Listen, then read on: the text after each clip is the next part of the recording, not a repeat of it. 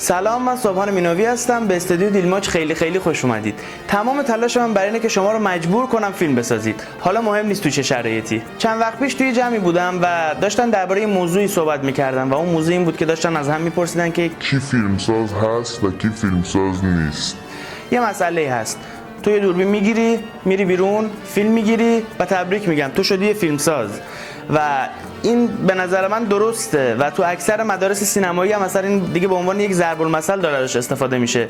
ولی یه موضوع دیگه ای هم هست. اگه 10 سال پیش تمام وقتت صرف فیلم ساختن میشد، خب موقع فیلمساز بودی. ولی اگه الان بعد از 10 سال داری اسنپ کار میکنی یا هر کار دیگه ای انجام میدی و فقط داری به این فکر میکنی که من مثلا فیلمساز بشم یا نشم یا چجوری باید فیلمساز بشم، دیگه تو فیلمساز نیستی، تو یه راننده‌ای. یه نقل قول خیلی مشهوری هست: آدم‌ها شغلشون همونیه که هر روز دارن انجامش میدن. خیلی واضحه. به نظر من این بهترین تعریف از شغل یک انسان میتونه باشه. پس اگه شما هر روز درگیر پروسه فیلمسازی هستین، حالا هر مرحلهش مهم نیست، شما یک فیلمساز هستید. و اگر که شما بابت فیلمی که میسازید پول نمیگیرید ولی فیلم میسازید، باز هم شما یک فیلمساز هستید. فقط یکم نیاز دارید که مهارتتون رو ارتقا بدید. پس اگه میخواید فیلمساز بشین، یه خبر خیلی خوب برای شماست. چون مهم نیست که شما آیا این پولی که دارید در میارید از فیلمسازی هست یا نیست، یا اینکه بودجه فیلمتون چقدره، یا اینکه اصلا برای اون فیلمی که دارید میسازید پول میگیرید یا نه، یا اینکه اصلا کاری که دارید بیرون انجام میدید که خرج خودتون رو در بیارید در کنار فیلمسازیتون باشه. هیچ کدوم از اینا مهم نیست. اگر دارید فیلم میسازید، شما یک فیلمساز هستید. ولی چند تا مانع وجود داره برای اینکه ما تبدیل به یک فیلمساز بشیم. صبر کردن برای پول. من یکی رو میشناسم زمانی که دانشجو بودیم خیلی دوست داشت فیلم بسازه. همیشه هم میگفتش که من مثلا باید 100 میلیون تومان پول داشته باشم تا برم این فیلمو بسازم و به بودجه کمترم راضی نمیشد. اون الان تقریبا حدود 7-8 ساله که داره سعی میکنه که اون پول رو از جاهای مختلف جذب کنه و بره فیلمش رو بسازه. ولی به نظرتون چه اتفاقی براش افتاد؟ اون این پول رو در آورد و حتی جمع کرد بخشیشو و حتی خیلی بیشتر از اون هم در آورد. ولی یه نکته‌ای هست: اون هیچ فیلمی نساخت.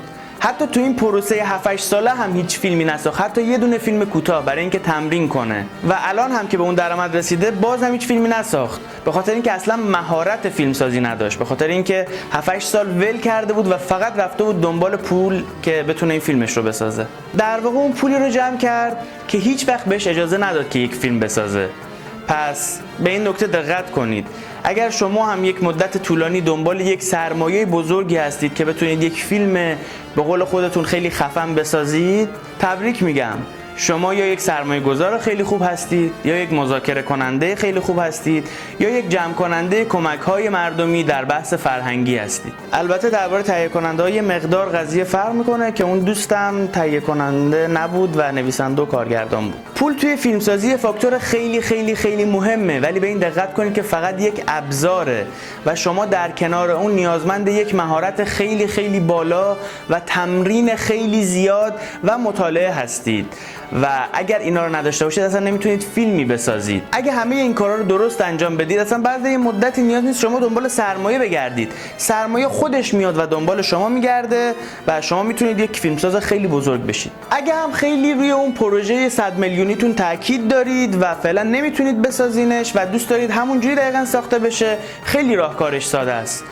اون کاغذ رو تا کنید و بذارید داخل جیبتون و دنبال یه ایده دیگه بگردید. بعد از اینکه به اون درجه رسیدید و 100 میلیون تومان رو به هر نحوی جور کردید، حالا برید و اونو بسازید. در واقع در این مدت شما اصلا نباید وایسید و فیلم نسازید و دائما باید مشغول ساخت باشید، چون ساختن شما تمرین شماست. بهونه دوم: تجهیزات ندارم یا آموزش ندیدم. طرف یه کمد پر از وسیله داره و کار کردن با نصف همون وسیله ها هم بلد نیست. بعد صحبتش چیه؟ مگه میشه با 70 دی هم فیلم ساخت؟ من تا آلفا 7 نگیرم فیلم نمیسازم. یا مثلا اگه تو اون دوره خیلی گرون فلان استاد شرکت نکنم فیلم نمیسازم.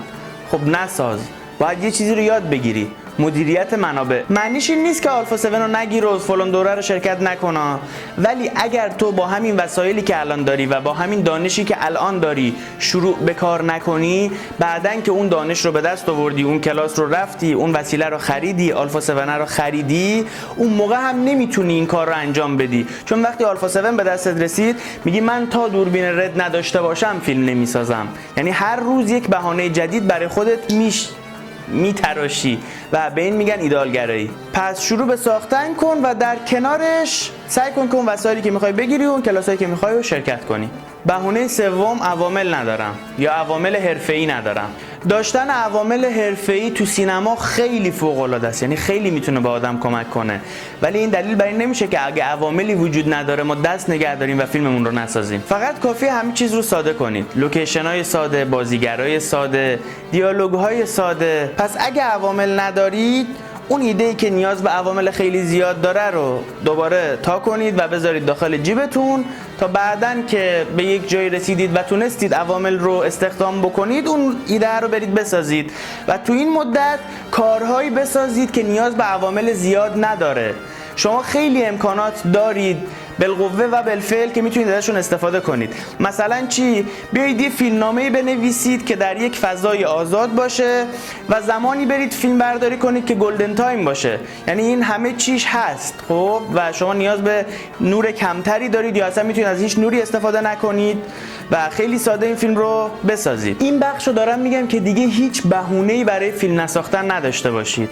آقا بازیگرای خیلی حرفه‌ای نمیان تو فیلمتون یا پولشو ندارید که بهشون بگیم بیان، کاری نداره که از بازیگرای معمولی شهرتون استفاده کنید. اونا هم نمیان از دوست و رفیق خودتون استفاده کنین، اشکال نداره. اونا هم نمیان از خانواده‌تون استفاده کنین.